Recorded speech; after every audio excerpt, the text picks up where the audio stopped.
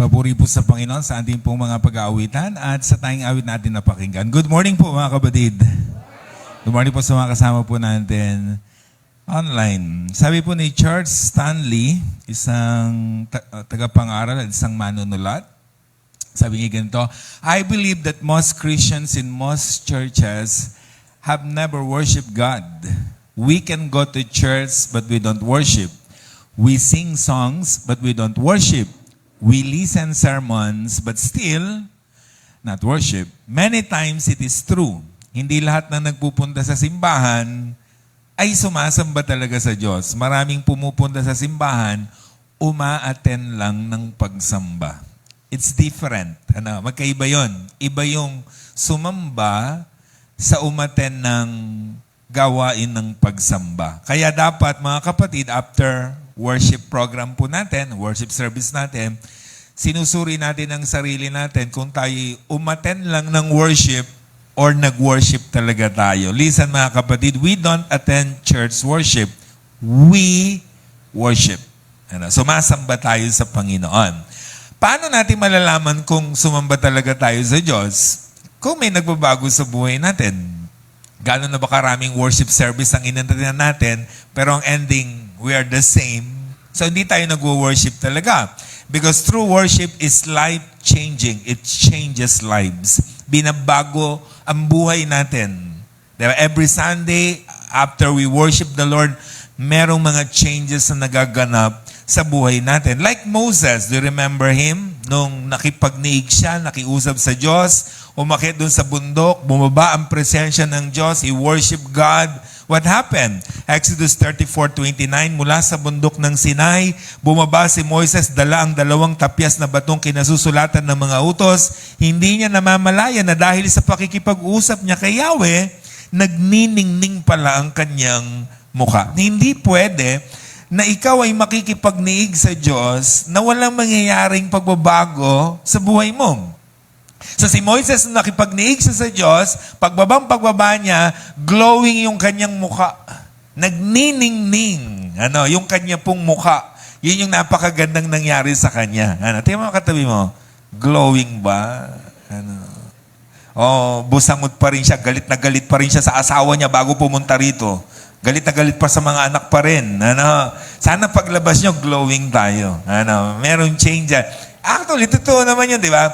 Minsan pumupunta ka ng simbahan, parang galit na galit ka, pero pag uwi mo, mas galit na galit ka. Hindi. Tawag dito, nawawala. May ngiti na tayo sa ating po mga labi. Kaya napakahalaga ng worship. Last week, pinag-usapan natin ang pagsangbang ginawa ni Paul and Silas. And it's amazing. Nakakamanghang pagsamba ang ginawa nila. Why? Nasa prison. Pagkatapos gulpihin, bugbugin, sugatan, ikinulong, ipinangaw ang kamay at mga paa, anong ginawa nila? They praise and worship God. Nakakamanghang pagsamba yun. Diba? Nasa kulungan sila, nagwo-worship sila sa ating Panginoon. Last Sunday, pinag-usapan naman natin yung worship ni David. A very expressive and a very expensive worship. Bakit siya expensive? Twice siyang nagandog sa Diyos. Bakit expressive? Kasi naglulundag, nagtanggal ng kanyang balabal, ng pagkakilala niya bilang hari, nagtatalon, di ba? Nagsisisigaw, nagpupuri siya sa ating pong Panginoon. Yan ang pagsambang kanyang ginawa sa Diyos. Di po ba? And today, pag-uusapan naman po natin yung pagsambang ginawa ni Abraham.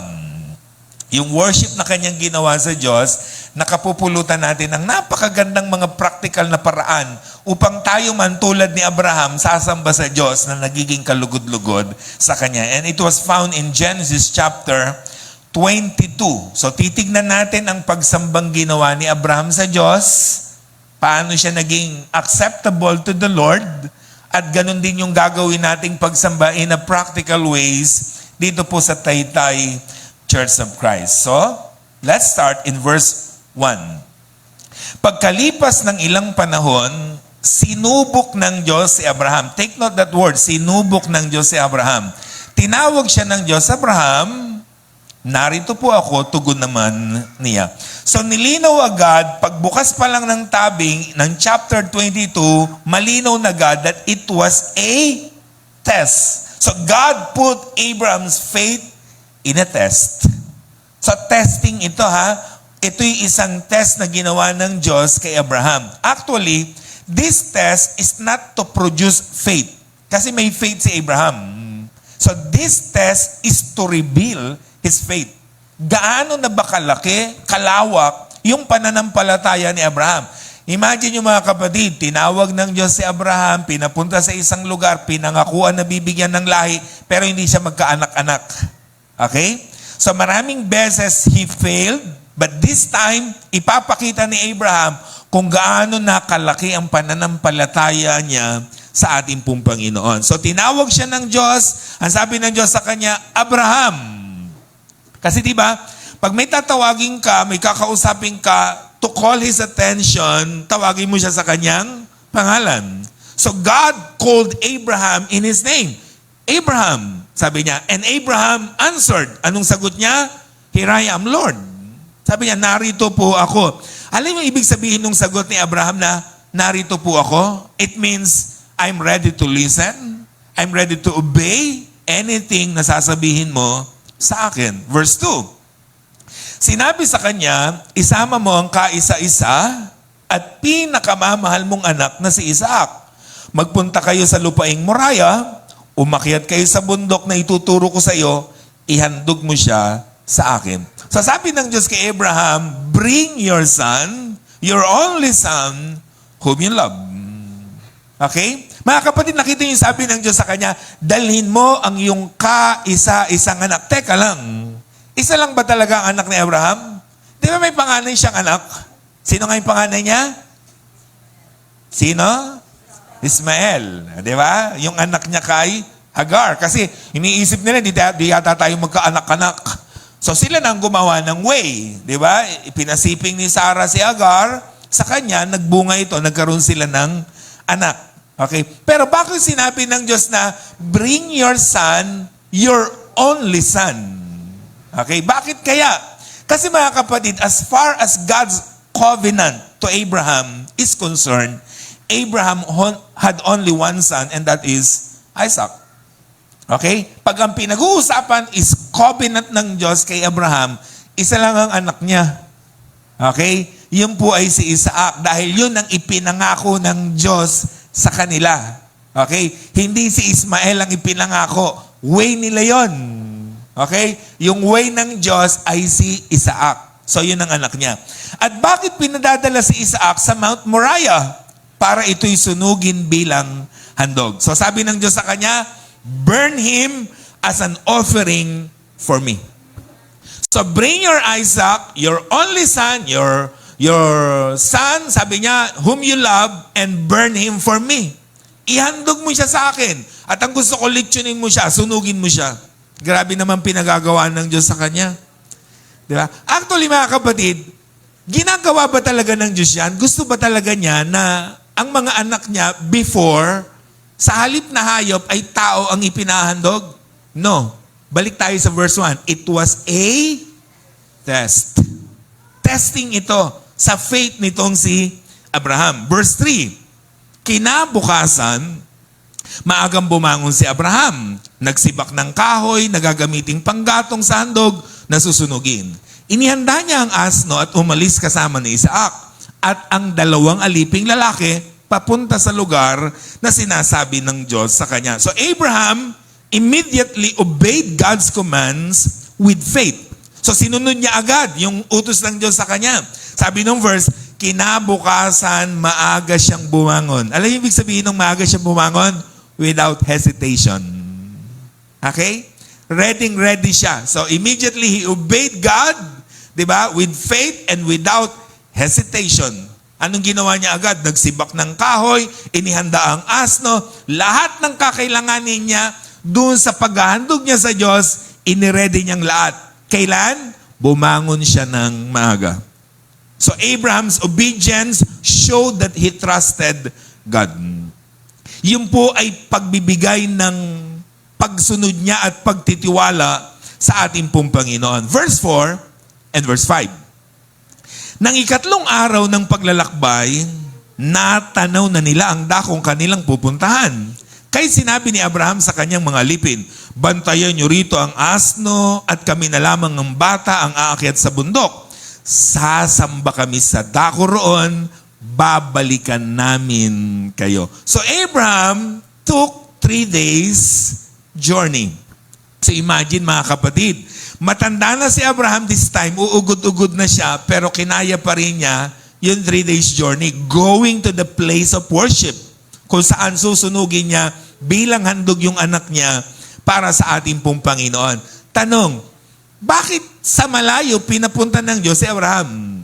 At umabot pa ng 3 days journey? Pwede naman dun lang sa malapit. Bakit sa malayo pa? Alam niyo ibig sabihin ba't sa malayo?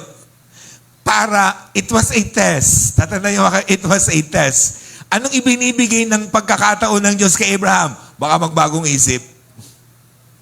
Di ba? Paglalakad ni Abraham, sa guni-guni, parang hirap yata, papatayin ko ang anak ko. Pwede siya magbagong isip. Lumiko, umuwi na lang. Hindi ko po kaya, Lord. It was a test. So, kailangan niya maglakbay ng 3 days para bigyan ng pagkakataon si Abraham na mag-isip-isip at baka magbago pa ang isip niya. Pero si Abraham, decided siya. Okay? To trust the Lord, to obey His Lord, doon sa ipinag-uutos sa kanya. So malinaw ang gagawin ni Abraham. Sabi nung verse 5, kaya sinabi ni Abraham sa kanyang alipin, bantayan niyo rito ang asno, kami na lamang ng bata ang akit sa bundok, sasamba kami sa dakong roon. So malinaw ang gagawin, sasamba sa Diyos. Kasi sa kanilang panahon, mga kapatid, ang worship is offering, burnt offering. Basta magsunog ka ng anumang sunog na handog sa Diyos, that was worship. Okay, pagsambayan na ginagawa nila. Verse 6, ipinapasa ni Abraham kay Isaac ang kahoy na panggatong, dala naman niya ang apoy at patalim, at magkasama silang lumakad. Dito sa verse na ito, makikita na natin agad kung ilang taon si Abraham at ilang taon si Isaac. Hindi binanggit kung ilan pero palikutin natin ang isip natin. Kasi sa mga picture, ang nakikita natin, yung iahandog ni Abraham doon sa mga picture na nakikita natin, usually nasa mga 5 to 8 to 10 years old. Ganyan lang. Bata talaga. Okay? Pero imagine nyo mga kapatid, sino ang nagdala ng panggatong? Si Isaac. Okay? Bakit si Isaac? Kasi si Abraham, medyo matanda na. Ang dala lang ni Abraham, apoy at patalim. Yung pangkatay. Dito kay Isaac. Tapos yung kahoy, maglilitsyon kayo. Alam nga namang isang ganun lang yung kahoy niyan. Malalaki yun. Di ba? Marami yun. Isang bungkus yun na malaki. Tapos malalaking kahoy yan, mga troso yan, mga kapatid, na bit niya. Sino magdadala? Di ba? Si Isaac. So, ibig sabihin, malaking tao na si Isaac that time. Kaya sabi ng mga Bible scholar, at least mga 15 to 20 years old na si Isaac that time. So, may alam na siya sa nagaganap. So, kung ilalagay natin siya sa 15 years old, si Abraham that time maybe mga 115 years old. Kasi nga, 100 years old siya nung ipanganak itong kanyang anak na si Isaac. Verse 7 up to 8. Tinawag ni Isaac ang pansin ng ama. Ama, ano yun anak? Tugon naman ni Abraham. Mayroon na tayong apoy. Mayroon na tayong panggatong. Pero nasaan po ang tupang ihahandog? Tanong ni Isaac. Sumagot si Abraham, anak, ang Diyos ang magbibigay niyon. Kahit nagpatuloy sila sa paglalakad. So Abraham knew that God will provide. So habang sila naglalakad, sabi nung anak, tatay, narito na po yung kahoy. Narito na po yung apoy. Nasa po yung ihahandog? Medyo kinakabahan na siguro si Isaac. Sabi niya, parang kakaiba yata ang tatay ko ngayon. Parang may plano itong iba, may balak siya. So ninenervyos na siguro. Sabi niya, tatay, nasa po yung ihahandog natin? So para kalmahin yung anak niya, sabi niya, huwag ka mag-alala. God will provide. Ang Diyos ang mag-ahandog niyan at magbibigay sa atin. Verse 9 up to 12. Pagsapit nila sa lugar na itinuro ng Diyos, gumawa ng altar si Abraham. Inayos niya sa ibabaw nito ang panggatong, inihiga si Isaac matapos niya itong gapusin. Nang sasaksakin na niya ang bata, tinawag siya ng anghel ni Yahweh. At mula sa langit ay sinabi, Abraham, Abraham! Narito po ako, sagot ni Abraham. Sinabi ng anghel, huwag mong patayin ang bata. Huwag mo siyang saktan. Natitiyak ko ngayong handa kang sumunod sa Diyos sapagkat hindi mo ipinagkait sa kanya ang kaisa-isa mong anak. So Abraham built an altar for his offering nung marating nila yung place of worship. So nakarating sila sa place of worship, inihanda agad ni Abraham lahat ng kailangan niya, yung mga kahoy itinungkos na niya, ready na to burn it, 'di ba? Then ginapos yung kanyang anak. Siguro di natin alam paano niya ginapos. Baka pwede sabihin, inuto-uto muna. Anak, halika nga. Tignan ko nga kung matibay itong tali. Ano? We don't know kung anong ginawa niya para maitali yung anak niya. Imagine nyo, kayo, papayag ba kayo? Tali kayong ganon. Di ba? Kakaiba yata ang tatay ko.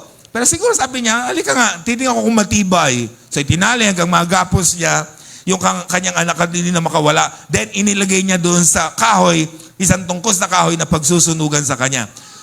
Nung ihanda na niya ang kanyang patalim at handa ng saksakin at patayin yung kanyang anak, angel of the Lord said, Abraham, Abraham, huwag mo nang gawin yan. Napatunayan mo na sa Diyos na kahit anong iutos niya sa iyo, susundin mo. Okay? Na-prove na ng Diyos kung gaano kalaki ang pagtitiwala mo at paniniwala mo sa Kanya. So wag mo nang ituloy yan. Verse 13 to 14. Paglingon niya, may nakita siyang isang lalaking tupa ng mga sungay ay nakasabit sa mga sanga ng kahoy. Ito ang kinuha ni Abraham at inihandog sa halip na ang kanyang anak. Kaya't ang lugar na yun ay tinawag ni Abraham na si Yahweh ang nagkakaloob. At magpahanggang ngayon, sinabi ng mga tao sa bundok ni Yahweh na may nakalaan. So Abraham called that place, the Lord will provide. So nung pagkasabi po ng angel na yun, wag mo nang ituloy yan, paglingon ni Abraham, may umiiyak na tupang lalaki, nakasabit ang mga sungay, hindi makawala. Sabi niya, God will provide. Diba? Yun ang kanyang kinuha, yun ang kanyang kinatay, yun ang inihandog niya sa ating pong Panginoon.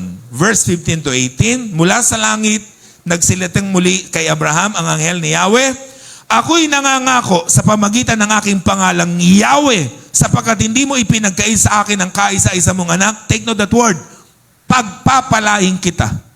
Ang lahi mo'y magiging sindamin ng bituin sa langit at ng buhangin sa dagat. Sasakupin nila ang lungsod ng kanilang mga kaaway. Sa pamagitan ng iyong lahi, pagpapalain ng lahat ng bansa sa daigdig, sapagkat sinunod mo ang aking utos. Binalikan ni Abraham ang kanyang mga alipin, sama-sama silang umuwi sa Beersheba. Umuwi si Abraham receiving God's blessing. So Abraham received God's blessing. Dahil sa ginawa mo, sa ipinakita mo, sa pagtitiwala mo sa Diyos, sabi ng angel, ibe-bless ka ng langit ngayon. Okay?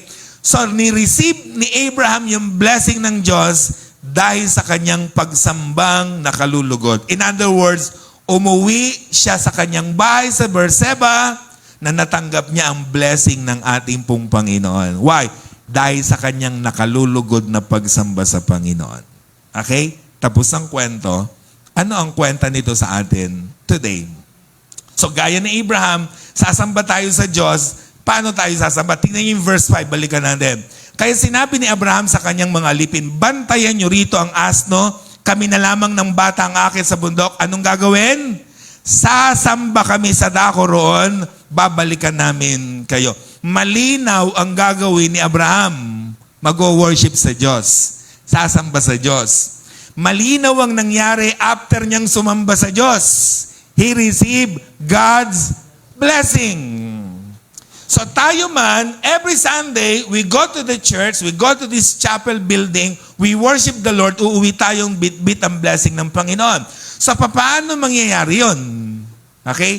Ano ang ginawa ni Abraham na dapat ginagawa natin? Yan ang pag-uusapan natin today. Diba? Sa worship natin. And this practical lesson sa kukunin natin sa worship niya, ito yung magiging principle ng worship natin sa Taytay Church of Christ. Okay? Dapat ito ang ginagawa natin as we gather to the Lord worshiping His name. Diba? So, every time na pupunta ka sa simbahan, gaya ni Abraham, ito ang gagawin natin. Are you ready?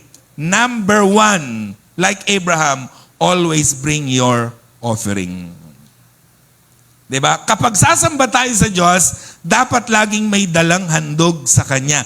Take note, not just an offering, but your best offering to the Lord. Nakita nyo kay Abraham, mga kapatid, anong bit-bit niyang handog sa Diyos sa kanyang pagsamba? His son, his only son, whom he loved. Yung pinakamahalagang pag-aari niya, alam nyo si Abraham, mga kapatid, siya yung pinakamayaman sa lupain ng Canaan that time. Why? Because God blessed him. Lahat ng pag-aari nasa kanya. Mayaman siya sa lahat ng bagay. Noong unang panahon, ang yaman naman, hindi naman monetary. Di ba? Ang yaman noon, nakabase kung gaano karaming ginto meron ka, gaano karaming tanso, at gaano karaming hayop ang meron ka. Okay? So si Abraham that time, pinayaman siya ng Diyos. Lahat ng bagay nasa kanya. Kaya niyang maghandog ng 20 baka, 20 tupa, lahat kaya niyang inhandog. Pero bakit hindi nanghingi ng hayop ang Diyos sa kanya? Ang hiningi ay si Isaac. Bakit? Kasi si Isaac ang pinakamahalagang pag-aari niya sa kanyang buhay. Di po ba? The best treasure na meron si Abraham that time yung kanyang anak. Why? Kasi nga naman, hinintay niya yun ng napakatagal. Imagine nyo, 25 years na yun ay kanyang hinintay. Then after that, natanggap niya yung blessing. Then, pagkatapos ibigay ng Diyos sa kanya, anong sabi? Ihandog mo yung anak mo yan. Imagine nyo, pagkatapos niyang hingin yun sa Diyos, ibigay ng Diyos, tapos ay ibabalik din at susunugin pa. Diba? So, dapat may dala tayong offering gaya ni Abraham. Pero ulitin ko, not just an offering, but our best offering to the Lord. Deuteronomy 16:16. No one should appear before the Lord empty-handed. Walang sino mang magtatangkang humarap sa Diyos nang walang dala. Galing nung verse. Sabi sa mga Israelita, walang sino mang haharap sa Diyos empty-handed. Kasi ang gusto ng Diyos, every time na lalapit tayo sa Kanya, every time na mag-worship tayo sa Kanya, may dala tayong handog para sa Kanya. Dapat ready yung handog. May handog ba tayo sa Diyos? Nung una, di ba, naabutan ko pa yan, nung bata pa ako, wala pang ganyan, wala pang mga, tawag natin, mga sobre. Talagang sa box lang yan, iuhulog mo. Di ba? Yung hanggang dito, sinusuot mo kasi bariyang ilalagay mo. Di ba? Minsan pagdukot mo, di ba? Kahit ano lang madukot, di ba? Dati ganun. Minsan juicy fruit pa nga yung nailuhulog eh. Di ba? Dapat handa ang paghahandog natin. Ano po ba ang mga dapat nating dala when we worship the Lord? Number 1 is your body. Dala natin ang katawan natin. Paano tayo sasamba sa Diyos kung wala tayo rito? Okay? Sasabihin ng iba, Pastor, meron naman po tayong online worship. Listen mga kapatid, lagi kong pinapaalala sa inyo, ang online worship natin, una, para yan sa mga nasa ibang lugar, nasa mga malalayo, nasa ibang bansa. May mga sakit, walang kakayang pumunta sa simbahan. Pero kung tayo kalulusog natin, kalalakas, tinatamad lang tayong bumangon, hindi para sa iyo ang online worship. Okay? Hindi yan ginawa para sa iyo. Ginawa yan para sa walang kakayanang pumunta rito. So kung may kakayanan tayong pumunta rito, pumunta tayo. Tatandaan natin kasi kailangan maging present tayo, dala natin at bitbit ang ating katawan to worship the Lord. Diba? Sabi ng Bible, Romans 12:1, kaya nga mga kapatid, ipinamamanig ko sa inyo alang-alang sa kahabagan ng Diyos na inyong iharap ang inyong katawan na isang haing buhay, banal, kaaya-aya sa Diyos na siya ninyong katampatang pagsamba. Ano raw po yung katampatang pagsamba natin? Or another words is pleasing worship to the Lord is offering your body. Diba? Yung pleasing na worship sa Diyos, yung iahandog mo yung katawan. Na ano raw? Number 1, buhay. Tingnan mo nga, buhay ba ang katawan nyo ngayon? O tutulog-tulog? Buhay na buhay ba kayo? Diba? Parang hindi. Ano? Para kayo, ang lungkot ng buhay nyo. Ano? Para sumasabay kayo sa panahon. Ano? Diba? Dapat buhay ang katawan. Alive, alert, enthusiastic. Diba? Galaw-galaw tayo. Importante yan mga kapatid. Buhay na buhay ang ating katawan. Pag nag-worship tayo sa Panginoon. Diba? Kaya ang katawan di pinupuyat pag Sabado. Para pag Linggo, energetic tayo. Malusog tayo, malakas tayo. Iharap natin yan sa Diyos. Banal. Okay? Ibig sabihin, nililinis natin yan. Kaya as we worship the Lord, bago tayo, as we enter His gates, we ask forgiveness. Diba? Linisin tayo sa lahat ng karumihan natin kasi haharap tayo sa Diyos na banal. At kaaya-aya. Diba? Tingnan mo katabi mo, kaaya-aya ba siya? Diba? Dapat kaaya-aya tayo as we worship the Lord. Diba? Importante yan mga kabatid. Ano po? Sa napakahalaga niyan. Ano po? And of course, our tithes and offering. Malakias 3:8-10, nananakawan ba ng tao ang Diyos? Gayo may ninanakawan ninyo kung ngunit inyong sinasabi, sa ano namin ninanakawan? Sa mga ikasampung bahagi at sa mga handog. Ang gusto ng Panginoon, yung ating mga ikasampung bahagi at handog. Ano yun? Tithes and offering. Nagagalit ang Diyos sa mga Israelita. Sabi niya, ninanakawan niyo ko. Nagmamaang-maangan pa sila. Saan po namin kayo ninanakawan? Hindi kayo nagbibigay ng 10 bahagi at handog. Anong tawag sa kanila pag hindi nagbibigay ng 10 bahagi at handog? Magnanakaw. Tiyan mo katabi mo, mukha ba? Medyo. Di ba? So as we enter the gates of the Lord to worship Him, bring your tithes and offering. Exodus 20-29, do not hold back offerings. Dapat lagi tayong naghahandog. So nakita niyo mga kapatid, si Abraham sasamba sa Diyos. May bit-bit siyang offering. At ang offering niya, his son, his only son, whom he loved. The best offering he can give para sa ating pong Panginoon. Number 2, like Abraham, be early, not late. Taytay Church of Christ, mga kapatid, this is another principle as we worship the Lord. Diba? Dito sa Taytay Church of Christ, dapat early tayo, not late. Tingnan mo ang katabi mo, siya ba yung early o siya yung late? Diba? Diba? Sino siya? Verse 3, basahin natin.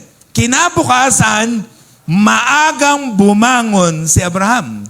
Sabi ng Diyos kay Abraham, worship me. Bring your son, your only son, whom you love. Ituturo ko sa iyo kung saan ka pupunta to worship me. Anong ginawa ni Abraham? Kinabukasan, maagang bumangon. Kaya dapat maagang bumabangon mga kapatid para hindi nalilate sa pagsamba.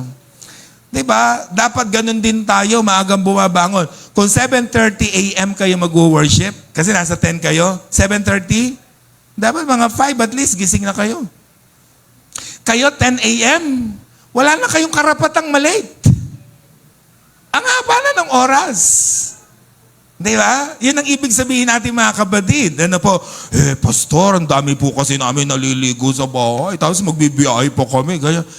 Hindi naman nagbabago. Marami talaga kayo noon pa. Di bumangon ka ng mas maaga. 4:00 pa lang maligo ka na. Hindi ka malate.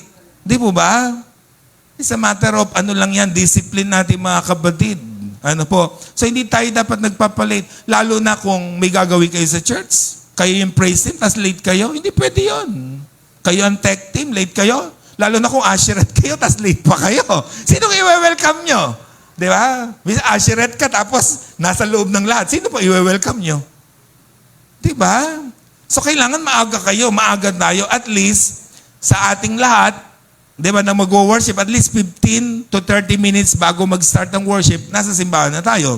Kung meron tayong part, at least 30 to 1 hour before, narito na tayo. Ganon ang pagsamba sa Panginoon. Dapat ang motto natin, mga kapatid, ito. Di bali nang ako ang mag-antay, wag lang ako ang aantayin. Okay ba? Yan ang principle natin. Di ba? Pwede ba yan? Sabihin nyo, di bali nang ako mag-antay, wag lang akong aantay. Kaso baligtad tayo eh. Di bali nang ako ang antayin, wag lang ako mag-aantay. Ano? Yan ang problema sa atin kung minsan. Hindi dapat ganun. Listen mga kapatid, may acceptable na late. May habitually late. Okay? kung hindi ka na umaga, minsan talaga sa buhay natin, dumarating talaga yung aberya. Yung maaga ka ng gumising, maaga ka ng biglang nagkaroon ng emergency or whatever, biglang nagka-traffic, maaga ka ng bumangon, 1 hour pa bago ka nag-travel, pero talagang hindi ka pinalad, nagkaroon ng traffic, acceptable yon. Di ba? Pero meron ng Sunday schooler ka pa lang, di ka na umagap. Nung kabataan ka, late ka pa rin. Nung kababaihan at kalalakihan ka na, late ka pa rin. Lahat late ka na. Kaya nung mamatay ka, ang tawag ka sa'yo, the late sister, Pero kung mamatay ka, the late pa rin ang tawag, Hanggang kamatayan, the late pa rin ang tawag sa'yo, So, kailangan maintindihan natin yan. Pakinggan ito mga kapatid na application natin logic. Kung pumapasok kayo sa trabaho nyo, the way na pumupunta kayo sa kapilya to worship the Lord, may trabaho pa kaya kayo? Di ba? Sa trabaho, hindi nga kayo nagpapalit eh. Sa mga estudyante, the way na pumapasok kayo sa simbahan, oras ng pagsamba, the way na yun din ang ginagawa nyo sa school, papasa kaya kayo sa school? Baka hindi. Di ba? And yet, ginagawa natin sa Diyos. Natatakot kayo sa boss nyo na malate. Natatakot kayo sa teacher nyong malate. Pero hindi kayo natatakot sa Diyos. Hede, wow. Di ba? Yun ang point natin mga kapatid. So kung maagap tayo sa iba, bakit ganun natin tinatrato ang Diyos? Na hindi ibig sabihin, yung boss mo, yung mga taong mataas sa'yo, tinatrato mo sila ng tama. Kasi maaga tayong dumarating sa mga appointments natin with them. Ang Diyos, anong treatment natin sa Kanya? Di ba? So kung ganun ang treatment natin sa tao, how much more dapat ganun ang maging treatment natin sa Diyos? So be early, not. Kaya sa Taytay Church of Christ, wala nang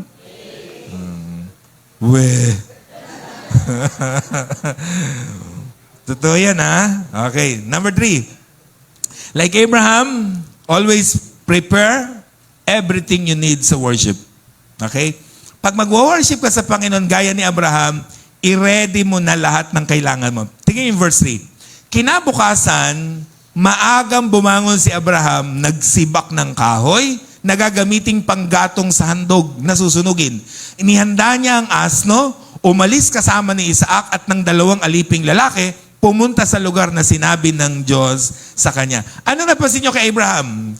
Inihanda niya ang lahat ng kanyang kailangan sa kanyang worship. Anong inihanda niya? Panggatong, apoy, sasakyan, yung asno, handog, yung kanyang anak na si Isaac, at maging alipin na kanyang isasama. So lahat ng kailangan niya, doon sa kanyang worship, iniready niyang lahat. Kapag sasamba tayo sa Diyos, dapat inihanda natin lahat ng kailangan natin. As much as possible, dapat a day before, ready lahat ng kailangan nyo. Kung may baby kayo, yung baby bag niya na may gatas, ready na Sabado pa lang. Para hindi kayo nagkukumahog paglinggo kung ano-ano ire-ready ninyo. Kaya tayo nalilate sa worship. Why? Kasi Sunday tayo nagre-ready. Di ba? O, halimbawa, paggising mo, late ka na lang gumising, tapos tsaka ka papipili ng ramen, tsaka ka magpa-plancha. Tapos, pagsuot mo, ano sabi mo sa salamin? Di bagay. Palit. Kuha ulit. Plancha ulit. Ano nangyari? Late na. Di ba? Kung Sabado pa lang, nagplancha ka na. Di ba? And I suggest, 2 ang planchahin nyo. Para sigurado kayo. Pero maniwala kayo sa akin mga. Kasi minsan may ganun tayong thinking, di ba? Yung damit, bagay siya ngayon sa'yo, next week hindi siya bagay. Galing Sa isip nyo lang yun. Di ba? Nasa tingin mo lang yun, pero wala naman nagbabago. Kahit ano yung suot natin. Pero ang point natin, nire-ready natin. Lahat ng kailangan natin. Nire-ready yung ito. Alam mo noon, believe ako doon sa mga matatandang kapatiran Sabado pa lang, ready na pati offering nila. Handog. Yeah, naka-ready na, nakahiwalay na agad yun. Gagaling nila yung mga matatanda, Sabado pa lang. Tayo kasi namimili pa pag ano, alin kaya rito? Yung mga matatanda, ang gagaling. Ready na ang lahat. Ready ang sarili. Ready ang kanilang isusuot. Ready maging handog.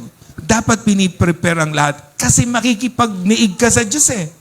Sasamba ka sa Diyos. Haharap ka sa Diyos. So dapat ready tayo sa lahat ng gagawin natin. Di ba? Ganun ang dapat natin ginagawa. Di ba? Piniprepare natin ang lahat. Ano? Kasi sasamba tayo sa Panginoon. Ano po? Dapat handang-handa tayo. Kasi pag hindi tayo ready, magkakaroon ng problema yung ating pagsambang gagawin sa ating Panginoon. Malilate tayo, hindi ready ang katawan natin, naantok-antok tayo. Di ba sa worship? Di ba tutulog-tulog tayo, hindi mabuting pagsambayan. Number 4, like Abraham, always go the distance. Walang malayo sa taong gustong sumamba sa Diyos. Tingnan niyo si Abraham. Verse 4, nang ikatlong araw ng paglalakbay, natanaw na nila yung dakong kanilang pupuntahan or the place of worship. Kailan niya nakita? Natanaw? After 3 days journey. And take note, natanaw pa lang. Wala pa siya ron. Yung natanaw, malayo pa yon. Parang halimbawa sa amin, sa Cardona, matatanaw mo yung windmill sa Pililya. Ang layo pa nun. Natanaw. Okay? So malayo pa ang lalakbayin. Ang point lang natin, ang layo ng place ng worship niya, pero nagpunta pa rin siya. Okay? Kayo, taga saan kayo? Tayo magkatabi, taga saan ka? Titanong mo, taga saan ka? Bakit na-late ka pa? Lapit mo pala. Ano? Bakit lagi ka pang absent? Ang lapit mo lang pala. Diba? Imagine yung 3 days journey. Kayo, merong taga-Antipolo sa atin dito, Cainta, Pasig, sa pa ba? Angono, Binangonan, Cardona, Taytay, Lambak. Hindi naman mga tumatawir yan. Darito lang sila. Sino pa? Sino yung pinakamalayong pinanggalingan? Yung pinanggalingan niya ngayon today, nagpunta rito. Saan kayo galing? Ay, Cardona, medyo malayo kami. Ayan. Sino pa? Pasig. Ayan. Sino Sister? Ayan, yes, Sister Ruth. Ayan. So, medyo malayo-layo. Malapit pa rin yan. Gaano katagal si Sister Ruth ang biyahe niya papunta rito? 1 hour. O, di ba? Nakakabilib mo, 1 hour. Si Abraham, 3 days po. Di ba? Pero yung 1 hour, nakakabilib na yon. Tama? Wala pang traffic yon. Nakakabilib na yung 1 hour. Pero si Abraham, mas nakakabilib. 3 days. Si Sister Ruth, 1 hour. Nakakabilib yon. Sabi sa katabi mo, 1 hour yun, ikaw, 10 minutes lang. Late ka pa. Di ba? So pagsasamba sa Panginoon, tandaan nyo palagi, ulitin ko, walang malayo. Okay? Sa taong gustong sumamba sa ating Panginoon. Okay? Number 5, like Abraham always leave all hindrances. Tingin verse 5. Kaya sinabi ni Abraham sa kanyang mga alipin, bantayan ninyo ang asno, kami na lamang ng bata ang aakyat sa bundok. Anong sabi ni Abraham sa mga tauhan niya? Huwag na kayong sasama sa akin, dyan na lang kayo. Ako na lang at si Isaac ang aakyat. Kanina kasama niya nag-travel. 3 days. Ngayon iniwan niya. Sabi niya, ako na lang at ang anak ko ang aakyat, sasamba kami. Bakit niya iniwan yung kanyang mga tauhan? Para walang pumigil sa kanya. Magaling si Abraham. Alam niya, pipigilan siya.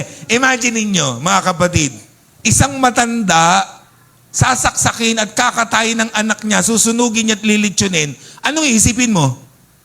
Nababaliw ng matandang ito, wala sa isip. Anong gagawin ng mga alipin? Babawalan yon, pipigilan yon. Ano mangyayari? Hindi matutuloy ang worship. Di ba? Hindi matutuloy. Pipigilan siya. So, hindi niya isinama ito dahil pipigilan siya. Number 2, take note mga kapatid. Nasaan si Sarah? Na asawa ni Abraham, na nanay ni Isaac. Tingin nyo alam ni Sarah ito? Ako naniniwala ako, hindi alam ni Sarah ito eh. Ano? Kasi noon, ang kinakausap lang talaga lalaki. Alam ka sasabihin ni Abraham, mahal, ang Diyos nakausap ko kanina. Si Isaac, lilitsunin ko raw dun sa bundok. Pwede na kayong mag-usap. Anong gusto mong ibilin sa kaya, whatever. Sa tingin niyo, papayag si Sarah, anong lechon-lechon? Subukan mong galawin yan. No? Ganyan pa, kakamatayan tayo. Ganyan na di ba? Pagtatanggol niya, siya ang nagdala ng 9 months. Siya ang nagluwal. Siya ang nagpadede. Siya ang nag-aruga. Tapos ihandog mo. Di ba? Hindi papayag si Sarah doon. Anong point natin? Lahat ng makakahadlang sa pagsamba ni Abraham, iniwan niya. Okay? Lesson sa buhay natin mga kapatid. Pagsasamba sa Diyos, iwan lahat ng makakahadlang. Lahat ng hindrances to worship the Lord, usually, tanggalin natin. Like for example, gadget. Yan ang mga hadlang sa atin ngayon sa worship. Pero kung nag-worship, umaatak ka. Di ba? Di ba katabi ba umaatak? Ano? Tanggalin yan. Ano po? Mga kapatid, we ask everyone, during worship, 2 hours lang naman ito, mga kapatid, silent your phone, o kung kaya ninyo, turn it off. Diba? Yan ang kailangan nating gawin. Huwag siyang maging hadlang sa ating pong pagsamba. Okay? So, huwag tayong mangungumusta lang, kumain ka na ba? Ganyan. Pwede naman mamaya yun. Ano? Wala naman siguro masyadong emergency tayo. Pwede naman tayo mag-silent muna ng 2 hours lang naman. Diba? O kung kaya natin, i-silent natin mga kapatid. Importante yon. Kasi nakaka-disturb. Lalo na yung noon, naalala nyo yung mga Nokia pa yung mga phone natin. Yung bilang worship, sasagot yung Di ba nakaka-disturb? Kailangan i-silent po natin yung mga cellphone po natin para hindi tayo makaingay doon sa mga tao na sa paligid natin. At kung may tumawag, di ba, nararamdaman mo, nagbabibrate, huwag ka rito sasagot. Hello, hello, hello. Nag-worship tayo. Ang ingay. Lumabas ka muna. Doon mo sagutin. Ano po? At kung hindi naman masyadong importante, huwag na. Makakapag-antay naman yan. Kung hindi naman life and death. Di ba? Ang pinag-uusapan dyan. Ano po? So, kailangan iginagalang natin yung iba. Alam nyo, ako, bilib ako sa mga may edad nating mga kapatiran ngayon. Ang gagaling na sa gadget. Pero ang tatanda, minsan magugulat ka, may friend request. May FB, may Twitter na nga yata yung iba, may Instagram. Ang tatanda na, ang gagaling. Di ba? Pero ang laro lang naman ng mga Candy Crush lang di ba? Pero alam nyo, yung mga matatanda nating kapatid, magagaling sa gadget, alam nyo, hindi lang nila natutunan, mag-silent ng phone. Ituro natin, paano i-silent ang phone nila para hindi nakaka-disturb during worship. Diba? Importante yon. Ano po? Number 6. Like Abraham, always bring your Isaac. Sinong Isaac niya? Anak niya. Hindi ibig sabihin, sa mga kapatid, like Abraham, always bring your Isaac. Huwag niyong iiwang tulog ang anak niyo o apo niyo. Isama niyo sila sa bahay-sambahan. Kahit mahirap, kahit magulo sila, sandali lang ang pagiging bata. Ang importante, natututunan nila na pumunta ng simbahan para mag-worship sa ating pong Panginoon. Nakakalungkot yung hindi nyo ginigising yung apo nyo at anak nyo. Yung mga bata at kabataan para makasama sa pagsamba. Tanong nyo, nasaan yung apo nyo? Tulog po kasi. Nasaan ang anak nyo? Tulog po kasi hindi namin ginising. Ang cute po kasi niya pag tulog. Di ba? Di wow. Ipagpatuloy niyo yung ganyan trabaho. Malayo mararating ng anak at apo nyo. Di ba? Minsan ganito nakakalungkot. Every day, ginigising natin sila, nag-e-effort tayo sa kanila, ipaganda ng kakainin para pumasok sa school. Then pag Sunday, sasabihin nyo, pagod na po kasi siya, every day, nasa school na po siya. Diwa kapatid. Di ba? Inihahanda mo ang kanyang earthly future, pero hindi mo inihahanda ang eternal future niya. Gusto mo magkaroon siya ng magandang kinabukasan sa lupa, pero ayaw mo siya magkaroon ng kinabukasan sa langit. Congratulations, magaling kang tatay, magaling kang nanay. Di ba? Pauyam yun. Ano? Di ba? Mga kapatid, tatandaan natin, kung paano tayo nag-e-effort sa kanila, sa secular school, higit natin bigyang halaga yung Sunday school para sa kanila. Yung youth gatherings para sa kanila. Bit-bitin natin yung ating mga anak. Gisingin natin sila. Di ba sa school, ginigising natin sila ng napakaaga. Tama? Anong oras ang mga pasok niya? Aga-aga. Tapos pag Sunday, hindi nyo gigisingin, bayaan yung tulog. Diba? Hindi tama yung mga kapatid. Always bring your eyes up sa worship service po natin. Diba? Amen po ba ron? Oh, very good mga kapatid. And number 7, like Abraham, kung dinala nyo yung Isaac nyo, itali naman ninyo. Like Abraham, tie your Isaac. Diba? Verse 9, pagsapit nila sa lugar na itinuro ng Diyos, gumawa ng altar si Abraham, inayos niya sa ibabaw nito ang panggatong, inihaga si Isaac, matapos niya itong gapusin. Paano niya malilitsyon yon sa worship kung, di ba, malikot yun eh. Ano po? So anong ginawa? Tinali niya. Ano po? So bring your Isaac, but tie your Isaac. Di ba? During worship. Minsan kasi nami-misinterpret natin yung sinasabi natin ng pagiging bata ay normal na malikot at magulo. Of course, tama yun.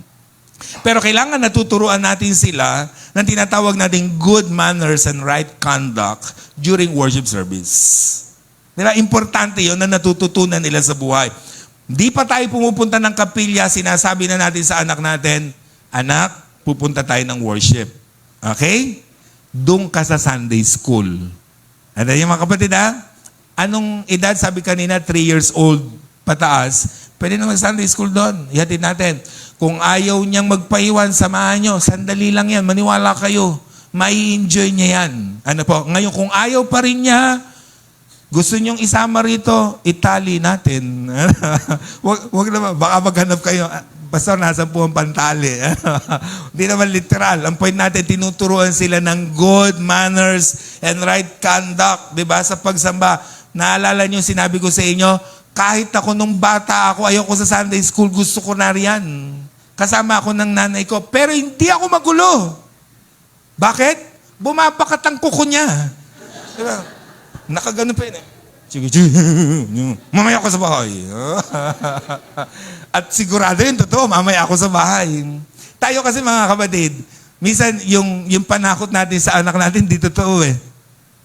Tignan mo yung kakasal po, puputulan ka ng kamay eh. Isusubo ko sa iyo, papalunok ko sa iyo. Imposible mga sinasabi natin eh. Kaya yung anak ko, hindi naman niya gagawin yun. Tuloy pa rin. O, dapat yun makatotohanan. Yung mga magulang dati, pag nasa kapilya ka at maingay ka, tititigyan ka, mamaya ka sa bahay. Totoo yun. Pag uwi mo ng bahay, delikado ka, uulit ka pa ba pagdating ng simbahan? Hindi na. Diba? Natuturuan natin sila ng tamang way ng pagsamba para sa ating pong Panginoon. And lastly, number 8, like Abraham, always go home blessed. Sabi ng verse 16 and 18, ako'y nangangako sa pamagitan ng aking pangalang Yahweh, sapagkat hindi mo ipinagkais sa akin ang kaisa-isa mong anak, pagpapalain kita. Then umuwi na si Abraham, kasama ng kanyang anak, kasama ng kanyang mga alipin, na sila'y pinagpala ng ating Panginoon. In other words, umuwi si Abraham bit-bit ang blessing ng Diyos. Bakit binless siya ng Diyos sa kanyang worship? Kasi nakalulugod yun para sa Panginoon. Nalugod ang Diyos sa worship na ginawa ni Abraham para sa kanya. At yan ang goal natin every Sunday, Teachers of Christ. Uuwi tayo after ng worship service natin na na-bless tayong lahat. Okay? Literal blessing. Bago matapos ang service, anong ginagawa ng elder? He pronounced blessings. Di ba? So another blessing, yung uuwi tayong wala tayong dalang problema, may kagalakan sa puso natin, di ba? May inspirasyon tayong message na natanggap for the whole week, etc., etc. Uuwi tayong pinagpala ng ating pong Panginoon. Di ba? Yan yung pagsamba na kailangan nangyayari sa bawat isa sa atin. Tayo natin tumayo mga kapatid. Tandaan nyo palagi, we as people of God, we worship Him dito po sa Taytay Church of Christ. Paano natin gagawin yan? Lagi kayong may dalang handog. Laging maaga, huwag tayong malilate. Ihanda pa lang, ihanda a day before lahat ng kailangan nyo. Offering nyo, susuotin nyo, sarili nyo, ihanda nyo na ng Sabado. Kahit malayo kayo, sang lupalop man kayong lugar dito sa Rizal, pumunta pa rin kayo sa bahay-sambahan. Iwan nyo lahat ng makakahadlang sa inyo. Wala dapat na iiwan sa bahay. Okay? Aso lang ang iniiwan sa bahay, ha? Pero ang mga miyembro ng tahanan natin, dapat isinasama natin sa pagsamba, lalo na kung able naman sila. Itali ang bata sa oras ng pagsamba, turuan ng good manners and right conduct. At umuwi tayong lahat ngayong umagang ito na na-receive natin ang blessing ng ating pong Panginoon. Let's pray. Lord, thank you po dahil ang salita po ninyo ay laging sapat, laging akma, laging tumutugon sa pangangailangan po namin. Upang kami hindi nasasayang yung oras namin, hindi nasasayang yung effort namin pagpunta ng bahay-sambahan kasi nagagawa namin yung kaaya-aya at katanggap na pagsamba para po sa inyo. Thank you po sa example po ni Abraham sa mga biblical and practical ways na ginawa niya to worship you, Panginoon. At ito po nawa ang mai-apply po namin bilang mga miyembro ng Taytay Church of Christ as we worship your name. Upang tulad niya, uuwi po kaming lahat na tinatanggap at tumanggap ng pagpapala mula po sa inyo. Muli po, Panginoon, samahan kami palagi sa lahat ng aming ginagawa, sa lahat ng mga ministry po namin, sa lahat po ng mga pagsambang gagawin po namin para sa inyo. Muli ang blessing po ninyo sumagana sa Taytay Church of Christ. In Jesus' mighty name, Amen.